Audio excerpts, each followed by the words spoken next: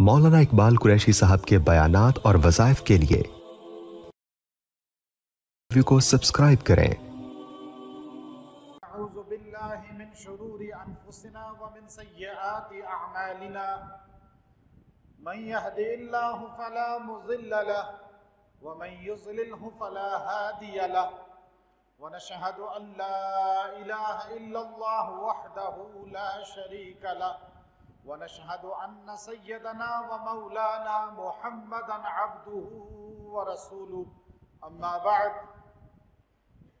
لقد رضي الله عن المؤمنين اذ يبايعونك تحت الشجرة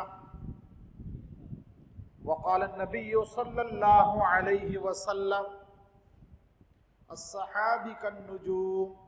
فبأيهم اقتديتم اهتديتم صدق الله العظيم۔ ذی الحجہ کے ماہ مبارک کی مناسبت سے ذی الحجہ کی 18 تاریخ کو عالم اسلام کے محسن،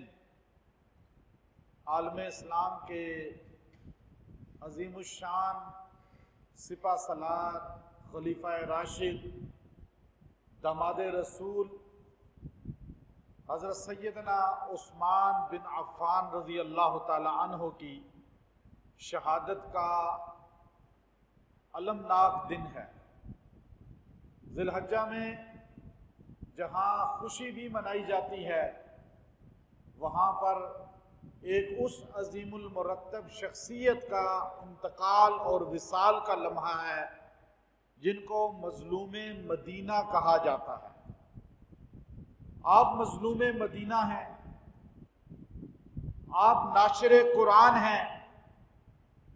سیدنا عثمان رضی اللہ تعالی عنہ وہ عظیم انسان ہیں جنہوں نے رسول اللہ صلی اللہ علیہ وسلم کے لیے اپنے خزانوں کے دروازے کھول دیے تھے، جنہوں نے مدینہ منورہ داخل ہونے پر رسول اللہ صلی اللہ علیہ وسلم کے لیے مسجد نبوی کی زمین کے مولانا اقبال قریشی صاحب کے بیانات اور وظائف کے لیے